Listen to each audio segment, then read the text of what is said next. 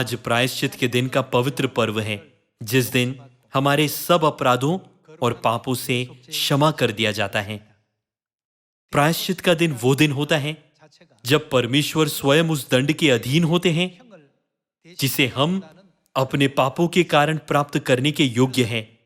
पुराने नियम के इतिहास के माध्यम से हम समझ सकते हैं कि पिता और माता ने हमें अनगिनत पापों और अपराधों से छुटकारा दिया है। पुराने नियम के समय में बैल, नर बकरे, नारी बकरी, नारी मेमने और बछिया जैसे जानवरों को पाप बलि के रूप में बलिदान किया जाता था। इन पशुओं के बलिदान के माध्यम से बाइबल हमें बताती है कि पिता और माता ने हमें पापों की क्षमा देने के लिए कितना बड़ा बलिदान और पीड़ा झेली है। आज हमें केवल ये नहीं सोचना चाहिए, आज प्रायश्चित का दिन वो पर्व है जिसे हम पवित्र कैलेंडर के अनुसार 7वें महीने के 10वें दिन मनाते हैं। इसके बजाय उस पीड़ा को याद करते हुए जिससे पिता और माता हमें बचाने के लिए गुजरे और हमें उस नरक की सजा से मुक्त किया जिसमें हम जाने के लिए नियत थे, हमें परमेश्वर को धन्यवाद और महिमा देनी चाहिए।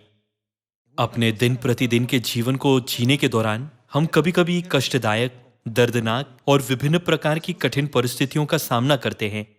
जब हम थोड़ा सा भी दर्द सहते हैं तो हम इसे बहुत बड़ी चीज मानते हैं,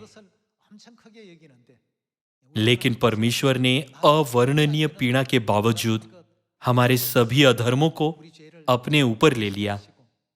यह स्वाभाविक है कि पापी अपने पापों के लिए भुगतान करने के योग्य है, लेकिन परमेश्वर जो पाप से रहित हैं ने हमारे बजाय क्रूस पर बलिदान करके हमारे पापों को उठाया ताकि हम अपने पापों से मुक्त हो सकें। इसके बारे में सोचते हुए हमें प्रायश्चित के दिन में निहित पिता और माता के पवित्र बलिदान को हमेशा मन में रखते हुए सभी परिस्थितियों में धन्यवाद देना चाहिए। जब हमें कुछ ऐसा लगता है जिसे पार करना मुश्किल होता है, तो यह सोचने की जरूरत है कि हमारे पापों को क्षमा करने के लिए परमेश्वर को कितनी अधिक कठिनाइयां झेलनी पड़ी। जब हम थोड़ी सी भी पीड़ा में होते हैं तो सोचना चाहिए कि परमेश्वर ने हमारे उद्धार के लिए इससे भी बड़ी पीड़ा झेली है। इसके द्वारा हम इस बात का ध्यान रखेंगे कि हमारे मुंह से कोई भी ऐसा शब्द न निकले जो हमारी वर्तमान कठिनाइयों, दर्द या पीड़ा के बारे में कुड़कुड़ाता हो या शिकायत करता हो।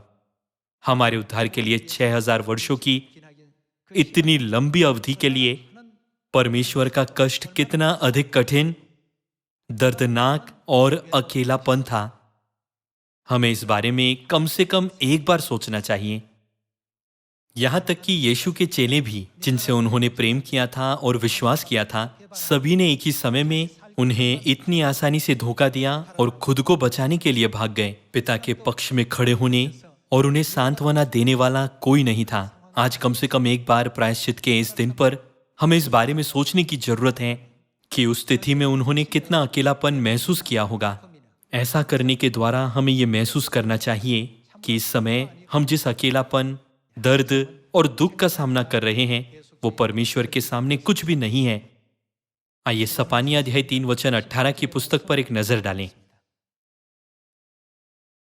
सपानी अध्याय 3 वचन 18 में लिखा है, जो लोग नियत पर्वों में सम्मिलित न होने के कारण खेदित रहते हैं, उनको मैं इकट्ठा करूंगा क्योंकि वे तेरे हैं, और उसकी नाम धराई उनको बोझ जान पड़ती है।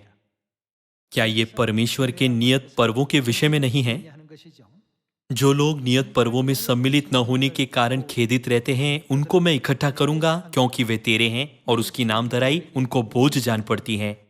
उस समय मैं उन सबों से जो तुझे दुख देते हैं उचित बर्ताव करूंगा। मैं लंगड़ों को चंगा करूंगा और जबरन निकाले हुओं को इकट्ठा करूंगा, और जिनकी लज्जा की चर्चा सारी पृथ्वी पर फैली है, उनकी प्रशंसा और कीर्ति सब कहीं फैलाऊंगा। उस समय मैं तुम्हें ले जाऊंगा और उसी समय मैं तुम्हें इकट्ठा करूंगा, और जब मैं तुम्हारे सामने तुम्हारी समृद्धि को लौटा लाऊंगा, तब पृथ्वी की सारी जातियों के बीच में तुम्हारी कीर्ति और प्रशंसा फैला दूंगा। यहोवा का यही वचन है।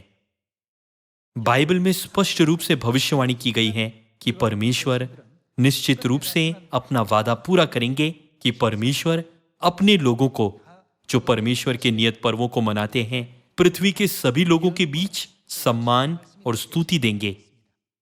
आजकल बहुत से लोग परमेश्वर पर विश्वास करने का दावा करते हैं।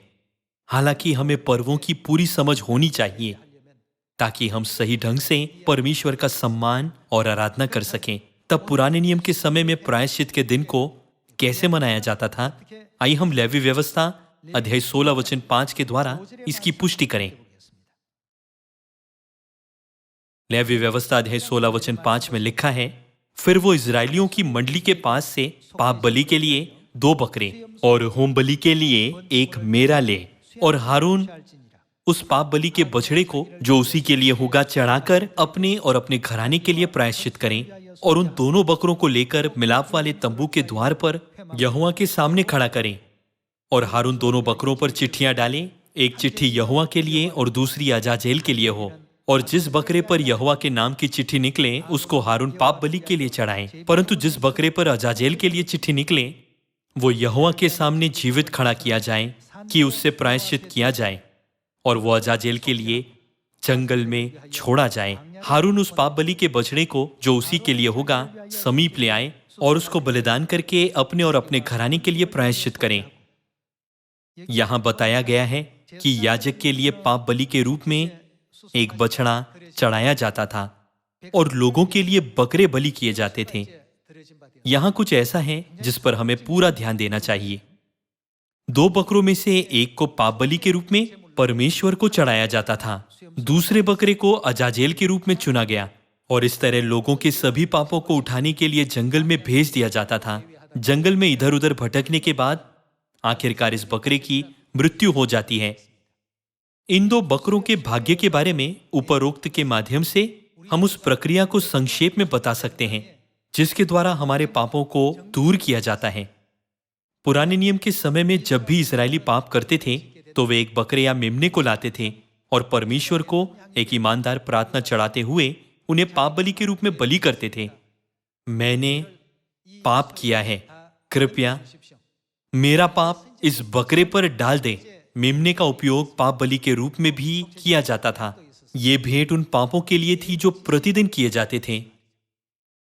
याजकों ने वेदी पर मेमने या बकरों की बलि चढ़ाई और उनका लहू छिड़काया। इस तरह उनका पाप 1 वर्ष तक संचित रहता था। ये सब बलिदान पूरे वर्ष पवित्र स्थान में चढ़ाए जाते रहे थे। जब लोगों ने पाप किया तो उनके पाप पशुओं पर सौंप दिए जाते थे और वे पाप बलि पशु याजक के पास ले जाकर वेदी पर बलि किए जाते थे। लोगों की जगह पशु मारे जाते थे। याजकों ने उनका लहू लेकर वेदी पर छिड़का। प्रजा के सभी पाप जो वर्ष भर पवित्र स्थान में इकट्ठे होते थे प्रायश्चित के दिन पर दूर हो जाते थे। वो जगह कहां थी जहां महायाजक साल में एक बार प्रवेश करता था? वो परम पवित्र स्थान में प्रवेश करता था। लहू का छिड़काव सामान्यतया बाहरी आंगन में किया जाता था, लेकिन प्रायश्चित के दिन पशुओं का लहू परम पवित्र स्थान पर छिड़का जाता था। इजरायलियों ने वर्ष भर जितने पाप किए वे सब अजाजेल बकरे पर डाले जाते थे। फिर उसे जंगल में ले जाया जाता था और वहां निर्जन स्थान में छोड़ दिया जाता था। वहां अजाजेल बिना भोजन के इधर उधर घूमता रहता था और उसकी देखभाल करने वाला कोई नहीं होता था। इस प्रकार अंततः वो मर जाता था। इन सब का अर्थ इस प्रकार है। पवित्र स्थान जो परमेश्वर को दर्शाता है लोगों के सभी पापों को उठाता है। फिर इन पापों को अजाजेल को सौंप दिया जाता है जो शैतान को दर्शाता है। इसीलिए वे सभी पाप जो यीशु जो हमारे परमेश्वर है अपने ऊपर ले लेते हैं अब शैतान को सौंपे जा रहे हैं। इसके द्वारा शैतान को अनंत दंड का न्याय किया जाता है। इस तरह सभी पाप हट जाते हैं और स्वर्ग के लोग अपने स्वर्गीय घर में हमेशा के लिए परमेश्वर के साथ अनंत जीवन का आनंद लेने में सक्षम होते हैं। परमेश्वर ने इस विधि को पुराने नियम में आराधना के नियमों के एक भाग के रूप में रखा हमारे पाप पवित्र स्थान को सौंप दिए जाते हैं। आइए हम पुष्टि करें कि पवित्र स्थान बाइबल में किसको दर्शाता है। आइए हम यिर्मयाह अध्याय 17 पर जाएं। यिर्मयाह अध्याय 17 वचन 12। हमारा ये किस तरह की जगह है? ये है पवित्र आराधनालय, आदि से ऊंचे स्थान पर रखे हुए एक तेजोमय सिंहासन के समान है। हे यहोवा, हे इज़राइल के आधार। बाइबल में परमेश्वर को आराधनालय यानी पवित्र स्थान के रूप में वर्णित किया गया है। क्या हम यूहन्ना अध्याय 2 में वही व्याख्या नहीं पा सकते? यीशु ने उनको उत्तर दिया, इस मंदिर को ढा दो और मैं इसे 3 दिन में खड़ा कर दूंगा। और बाइबल कहती है, परंतु उसने अपनी देह के मंदिर के विषय में कहा था। पवित्र स्थान स्वयं परमेश्वर को दर्शाता है। इसका अर्थ है कि परमेश्वर हमारी ओर से हमारे पापों का भार उठाते हैं। हालांकि एक दिन ऐसा भी है जब साल भर किए गए सभी लोगों के पाप शैतान को सौंप दिए जाते हैं, और वो दिन प्रायश्चित का दिन है जिसे हम आज मना रहे हैं। इस कारण से क्या हमें इस पर्व को बहुत अर्थपूर्ण दिन के रूप में नहीं मनाना चाहिए? अब आइए हम यूहन्ना अध्याय 1 में इस बारे में सीखें कि कैसे हमारे पापों को अस्थायी रूप से पवित्र स्थान द्वारा उठाया जाता है। यूहन्ना अध्याय 1 वचन 29 में लिखा है, दूसरे दिन उसने यीशु को अपनी ओर आते देखकर कहा, देखो ये परमेश्वर का मेमना है जो जगत का पाप उठा ले जाता है। यीशु हमारे पापों को अस्थायी रूप से उठाते हुए पवित्र स्थान की भूमिका निभाते हैं। पवित्र स्थान का प्रतिनिधित्व करने वाले के रूप में यीशु हमारे पापों को अपने ऊपर ले लेते हैं। हालांकि पाप पूरी तरह से प्रायश्चित के दिन शैतान को लौटा दिए जाते हैं, और आज वो दिन है। प्रायश्चित के दिन 2 बकरे चुने गए। एक बकरा पाप बलि के लिए परमेश्वर को चढ़ाया गया, दूसरा पापों को वापस शैतान को, जिसके पाप थे, स्थानांतरण करने के लिए अजाजेल बकरा था। आज प्रायश्चित का दिन वो दिन है जब इन सभी पापों को उनके वास्तविक स्वामी, पाप के जनक के पास वापस लौटा दिया जाता है। मूसा के समय से लेकर यीशु के समय तक 1500 वर्षों तक परमेश्वर हमें पशु बलि की प्रणाली के माध्यम से सिखा रहे थे, जो पर्वों के समय के दौरान चढ़ाई गई थी, कि वो हमारी प्रत्येक आत्मा का उद्धार कैसे कर रहे थे। परमेश्वर ने हमें 1500 वर्षों तक ये क्यों सिखाया? हमें इस पर ध्यान से सोचने की जरूरत है। परमेश्वर हमारे अनेक पापों और अपराधों के कारण पाप बलि बन गए। उन्हें इतनी बड़ी पीड़ा का सामना करना पड़ा कि वो हर दिन मृत्यु के मुंह में गुजरे। इस प्रकार वेदी पर लहू का छिड़काव किया गया। इस तरह आज प्रायश्चित के दिन हमारे सभी पाप के जनक शैतान को स्थानांतरित कर दिए जाते हैं। परमेश्वर ने एक भविष्यवक्ता के माध्यम से भविष्यवाणी की, जिसके द्वारा हम समझ सकते थे कि परमेश्वर जो पवित्र स्थान है, प्रायश्चित के दिन हमारे अपराधों को उठा लेते हैं। आइए हम यशायाह अध्याय 53 वचन 1 पर जाते हुए इसकी पुष्टि करें। यशायाह अध्याय 53 आयत 1। जो समाचार हमें दिया गया उसका किसने विश्वास किया, और यहोवा का भुजबल किस पर प्रकट हुआ? क्योंकि वो उसके सामने अंकुर के समान और ऐसी जड़ के समान उगा जो निर्जल भूमि में फूट निकले। उसकी न तो कुछ सुंदरता थी कि हम उसको देखते, और न उसका रूप ही हमें ऐसा दिखाई पड़ा कि हम उसको चाहते। वो तुच्छ जाना जाता और मनुष्यों का त्यागा हुआ था। वो दुखी पुरुष था, रोग से उसकी जान पहचान थी, और लोग उससे मुख फेर लेते थे। वो तुच्छ जाना गया और हमने उसका मूल्य न जाना।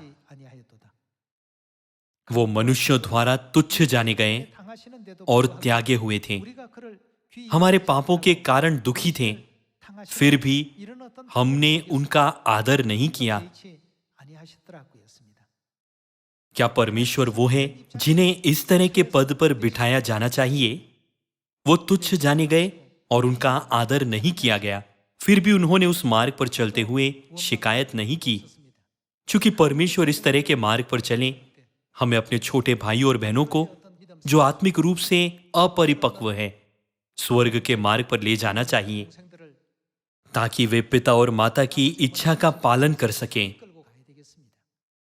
क्या दुनिया के लोगों द्वारा केवल नरक में ले जाने के लिए आदर पाना और ऊंचा किया जाना बेहतर है? क्या थोड़ी देर के लिए तुच्छ किया जाना और मनुष्यों द्वारा सेवा नहीं किया जाना, बल्कि परमेश्वर द्वारा सम्मानित और पोषित होना अधिक खुशी का स्रोत नहीं है? हर दिन परमेश्वर उन चीजों को झेलते हैं जिनका हम अपने पूरे जीवन काल में कभी भी अनुभव नहीं करेंगे। क्या आप उन मेमनों और बकरों के डर की कल्पना कर सकते हैं जिन्हें पाप बलि के रूप में बलिदान किया जा रहा था? पवित्र स्थान में उनकी प्रतीक्षा कर रही आसन्न पीड़ा और मृत्यु को महसूस करते हुए उन्होंने क्या महसूस किया होगा? जब यीशु ने गतसमनी के बाग में प्रार्थना की तो उन्होंने कहा, हे मेरे पिता, यदि हो सके तो ये कटोरा मुझसे टल जाए। ये मेमने और बकरों के मन को दिखाता है जब वे पाप बलि बने और पापियों के लिए बलिदान किए गए। वो जिन दुखों और कष्टों से गुजरे वे अथाह है, इसीलिए बाइबल उन्हें दुखी पुरुष कहती है। जब आप यशायाह अध्याय 53 को पढ़ते हैं तो कृपया केवल ये न सोचें मैं देख रहा हूं कि ये अध्याय कैसे यीशु की पीड़ा को दिखाता है।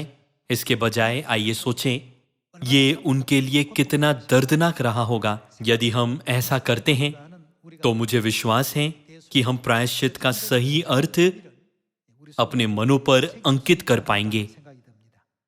आइए हम आयत 4 के साथ जारी रहें। निश्चय उसने हमारे रोगों को सह लिया और हमारे ही दुखों को उठा लिया। हमें अपने रोगों को स्वयं उठाना चाहिए था और हमें अपने दुखों को स्वयं उठाना चाहिए था, लेकिन यीशु ने ये हमारे लिए किया। तो भी हमने उसे परमेश्वर का मारा कूटा और दुर्दशा में पड़ा हुआ समझा। आयत 5, परंतु वो हमारे ही अपराधों के कारण घायल किया गया। बाइबल कहती है कि वो हमारे ही अपराधों के कारण घायल किया गया, वो हमारे अधर्म के कामों के कारण कुचला गया। जब हम इस तथ्य के बारे में सोचते हैं कि कैसे परमेश्वर ने हम पर यह अद्भुत अनुग्रह प्रदान किया है, हमें पिता और माता के बलिदान को बस क्रूस पर उनके धीरज और पीड़ा के रूप में नहीं मानना चाहिए।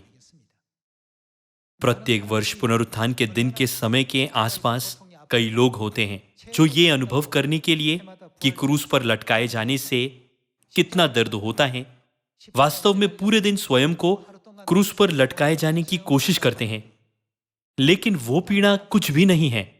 क्रूस का दर्द केवल उस दर्द का एक भाग है जिससे परमेश्वर गुजरे हैं, जो स्पष्ट रूप से व्यक्त किया गया था, क्योंकि मनुष्य उसके भीतर छिपे आत्मिक दर्द को नहीं समझ सकता।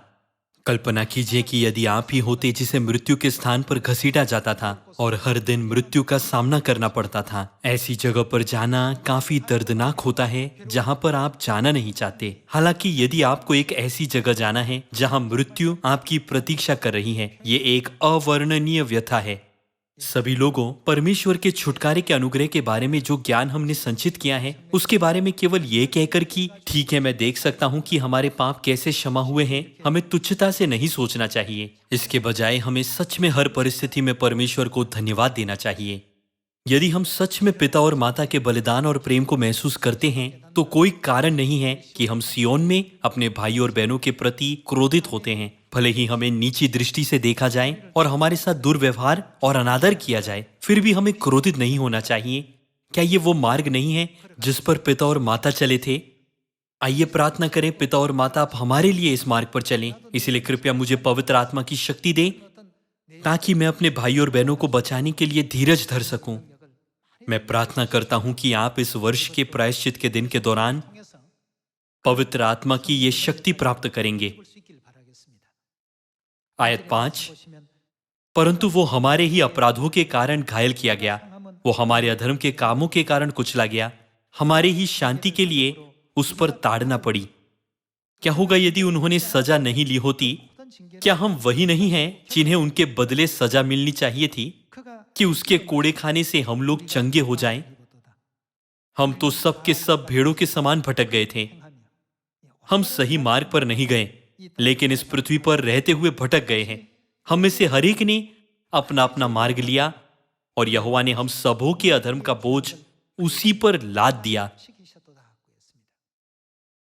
आयत 7, वो सताया गया तो भी वो सहता रहा और अपना मुंह न खोला।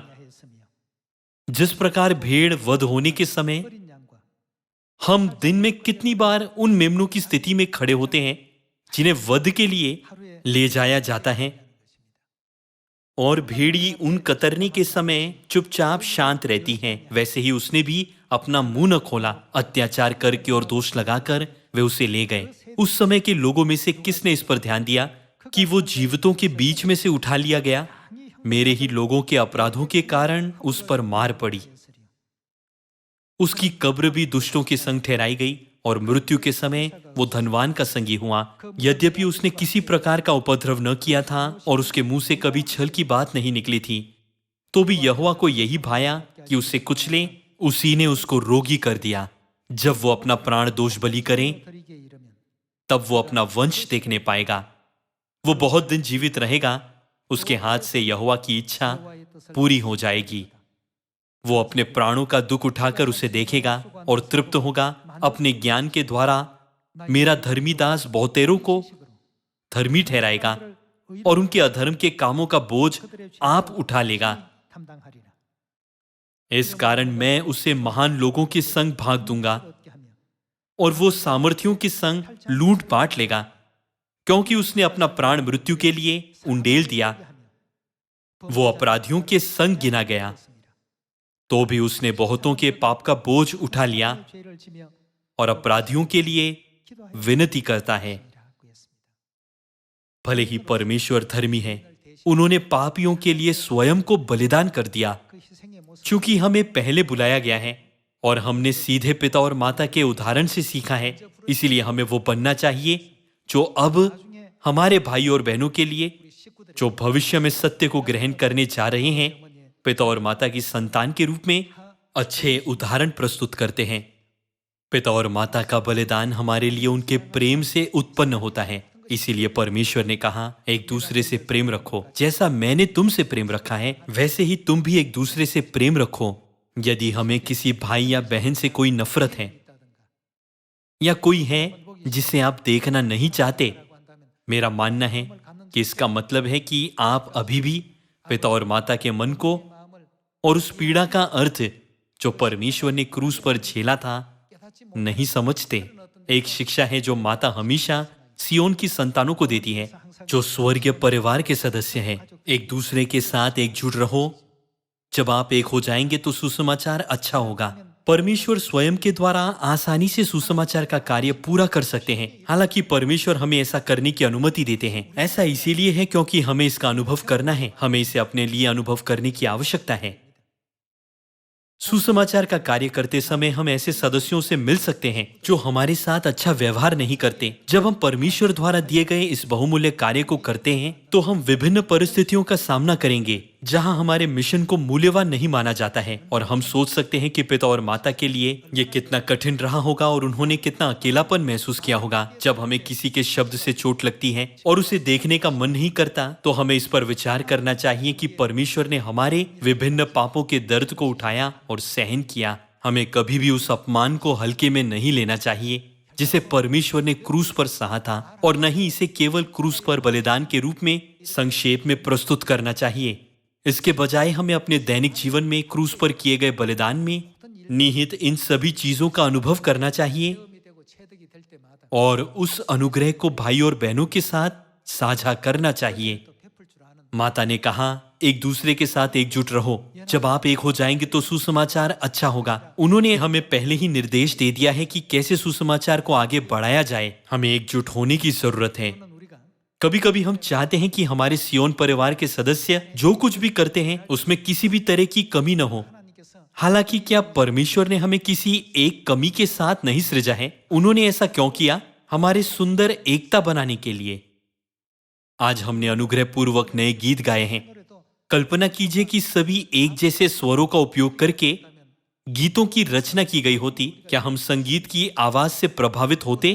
कुछ स्वर ऊंचे हैं और कुछ स्वर छोटे हैं। छोटे स्वर और ऊंचे स्वर दोनों ही हमारे मनों को छू लेते हैं।